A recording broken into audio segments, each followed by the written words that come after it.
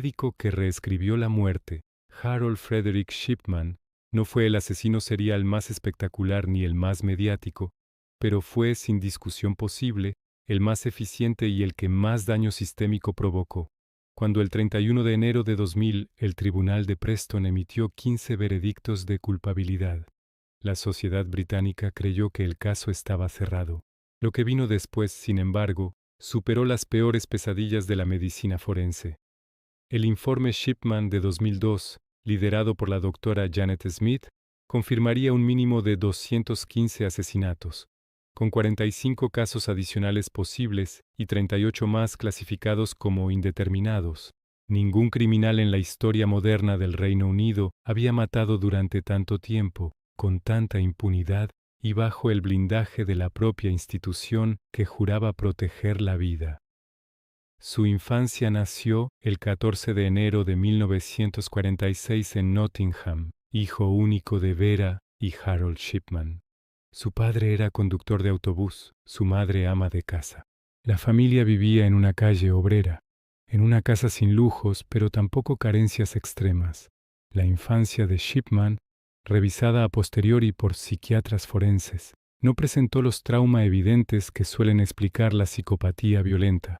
No hubo abuso físico documentado, no hubo negligencia grave. Hubo, eso sí, una madre dominante y un padre ausente emocionalmente. Pero el punto que todos los informes señalan como catalizador ocurrió cuando Shipman tenía 17 años.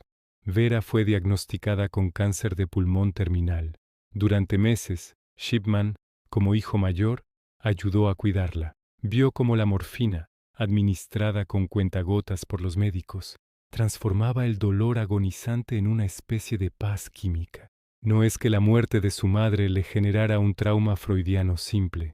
Lo que grabó en su psique, según el análisis del doctor Richard Badcock, perito en el juicio, fue el poder absoluto de un fármaco cuando se maneja con control médico. La morfina no solo aliviaba, borraba, terminaba, decidía.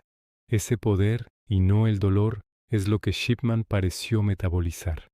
Graduación y primeros indicios. Se graduó en la Escuela de Medicina de Leeds en 1970. Sus compañeros de generación lo recuerdan con notable distancia. No era incompetente, al contrario, era brillante en diagnóstico clínico, pero su caligrafía meticulosa, casi calcigráfica, ya entonces evidenciaba un control compulsivo. No tenía amigos cercanos. No había empatía en sus interacciones, solo eficiencia. Su primera plaza fue en el Hospital Pontefract, en Yorkshire. Allí, en 1975, cometió lo que los criminólogos llaman su homicidio de prueba. Un paciente, un hombre de 72 años con diagnóstico de neumonía, falleció repentinamente. La enfermera de turno notó que Shipman había estado en la sala momentos antes. La autopsia no se realizó. La familia no la solicitó. El cuerpo fue cremado. La causa, paro cardíaco.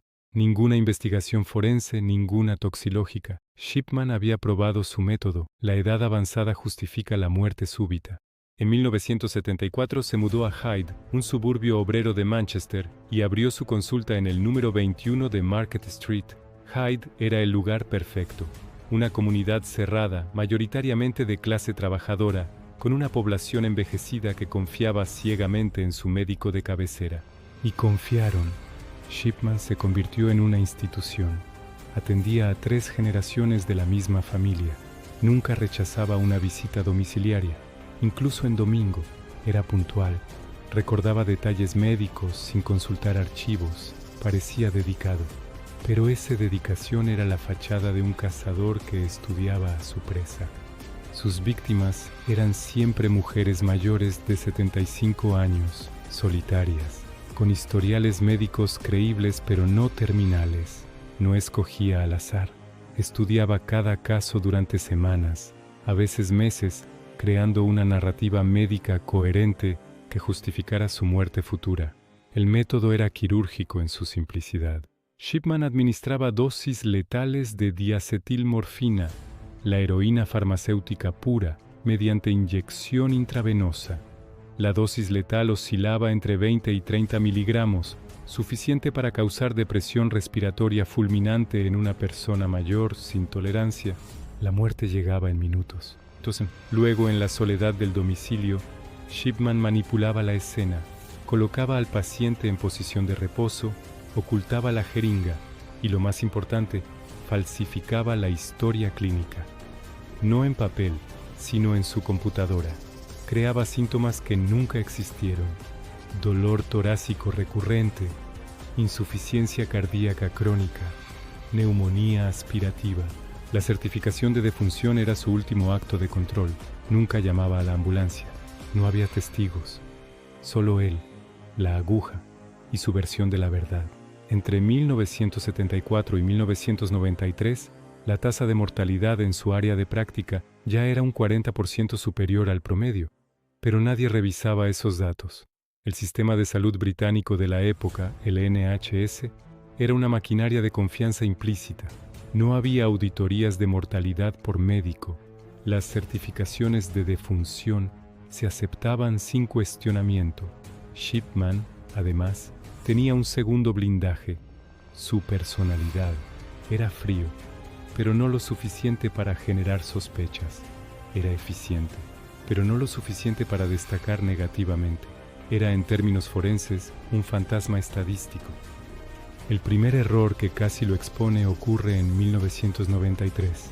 Renate Overton, una mujer de 73 años, fallece en su casa. Shipman certifica insuficiencia cardíaca, pero su hija, al revisar la historia clínica, encuentra una entrada que menciona problemas cardíacos crónicos. Su madre nunca había tenido problemas cardíacos. La hija denuncia al GMC, el Consejo Médico General. Se abre una investigación preliminar. Shipman responde con una carta impecable, con documentación falsa que sustenta su diagnóstico. La investigación se archiva. No hay exhumación, no hay análisis forense. Shipman ha aprendido una lección. Debe ser aún más cuidadoso con las historias clínicas. A partir de entonces, no solo falsifica, sino que lo hace de forma retrospectiva, alterando archivos digitales con fecha posterior a la muerte. Entre 1993 y 1998, la tasa de mortalidad entre sus pacientes femeninas mayores de 75 años se dispara a 30 veces el promedio nacional. 30 veces. Esa cifra, revisada ahora en el informe Shipman, es tan obscena que parece un error tipográfico. Pero no lo es. El método evoluciona. Shipman empieza a programar muertes. Una paciente con dolor de espalda recibe una inyección de corticoesteroides que es pura morfina. Otra con migraña recibe un tratamiento de urgencia. La muerte siempre llega dentro de las 24 horas siguientes a la visita. Nunca hay testigos, nunca hay duda. Las familias incluso agradecen su diligencia. Algunas le dejan legados. No grandes sumas, pero suficientes para que Shipman desarrolle un gusto por el beneficio económico como efecto secundario, no como motivo principal. El punto de inflexión llega el 24 de septiembre de 1998.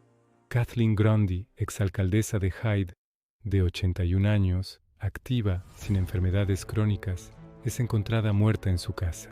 Shipman había estado allí esa mañana. Certifica vejez como causa de muerte. Pero Kathleen Grundy no era una paciente solitaria y vulnerable. Tenía familia unida. Tenía una hija, Angela Woodruff, que era abogada. La investigación que sigue es la más compleja en la historia forense británica. La policía del Greater Manchester, liderada por el detective superintendente Bernard Posles, no investiga a un delincuente común. Investiga a un médico que conoce mejor que ellos el sistema. Exhuma los 15 cuerpos. Todos muestran morfina letal, pero la evidencia forense más devastadora es digital. En el disco floppy de su computadora del consultorio, encontraron algo que Shipman consideró indestructible: las fechas de creación de los archivos de historia clínica. Modificó 6 historias clínicas después de la muerte de las víctimas, en algunos casos meses después. Los metadatos no mienten. Shipman había creado un universo falso. pero las marcas temporales de su computadora eran la verdad forense que lo desmontaba. El juicio en el tribunal de Preston duró 57 días. El fiscal, el abogado general Richard Enríquez, no necesitaba teorías psicológicas. Tenía toxicología, estadística y evidencia digital. La defensa de Shipman, liderada por Nicola Davis, argumentó enfermedad, estrés, error médico, pero no podía explicar la morfina, no podía explicar las falsificaciones, no podía explicar el patrón. El 31 de enero de 2000, el jurado, tras 6 días de deliberación, emite 15 veredictos de culpabilidad. Shipman es sentenciado a cadena perpetua sin posibilidad de libertad condicional. El juez, Mr. Justice Forbes, le dice: «Has sido una maldición para tu profesión. Has traicionado la confianza de tus pacientes y has manchado el honor de la medicina». Shipman no muestra emoción, no confiesa, no explica. Pero la sentencia era solo el inicio. El gobierno británico, presionado por las familias y por el escándalo institucional, encargó a la doctora Janet Smith, una jurista médica, la investigación más exhaustiva de un profesional de la salud en la historia. Duró 4 años. Revisó 886 certificaciones de defunción que Shipman había firmado entre 1972 y 1998. El método forense fue epidemiológico y legal. Cruce de datos de prescripción de morfina, horarios de visita, patrones de mortalidad comparados con otros médicos de la zona y análisis de historias clínicas. Los hallazgos fueron devastadores. En Hyde, entre 1993 y 1998, la tasa de mortalidad de mujeres mayores de 75 años atendidas por Shipman fue 30.9 veces mayor que la de otros médicos. En la práctica de Pontefract, en los años 70, ya era 10 veces mayor. La evidencia estadística era tan abrumadora que el informe concluyó: es casi seguro que Shipman asesinó a 215 pacientes. Es posible que matara a 260. No podemos descartar más. El rango de edad de las víctimas confirmadas, 41 a 93 años. El 71% eran mujeres. El 63% tenían más de 75 años. El método siempre fue el mismo: inyección intravenosa de morfina, dosis letal, certificación falsa. Las 15 víctimas por las que Harold Shipman fue juzgado y condenado en enero de 2000 son Lizzie Adams, 77 años, Jean Lilly, 59 años, Kathleen Grundy, 81 años. También fue condenado por falsificar su testamento Muriel Grimshaw, 76 años, Ivy Lomas, 63 años, Joan Melia, 73 años, Winifred Mellor, 73 años, Bianca Pomfret, 49 años, Marie Quinn, 67 años, Irene Turner, 67 años, Marie West, 81 años, Maureen Ward, 57 años, Pamela Hillier, 68 años, Kathleen Wagstaff, 61 años, Nora Nuttall, 65 años. Notas importantes. Estas 15 víctimas fallecieron entre 1995 y 1998 en Hyde, Greater Manchester. Todas fueron asesinadas con inyecciones letales de diamorfina, heroína farmacéutica pura. Los nombres están confirmados por el Shipman Inquiry y medios oficiales de Manchester, aunque algunas fuentes hispanohablantes mencionan Naomi Nuttall y Germaine Ancra. Las versiones correctas según los registros oficiales del juicio son Nora Nuttall y no existe Germaine Ancra en la lista de las 15 condenadas. Estas 15 víctimas representan solo una fracción de sus crímenes. El informe Shipman confirmó 218 asesinatos y estimó que pudo haber hasta 250 o más víctimas en total entre 1975 y 1998.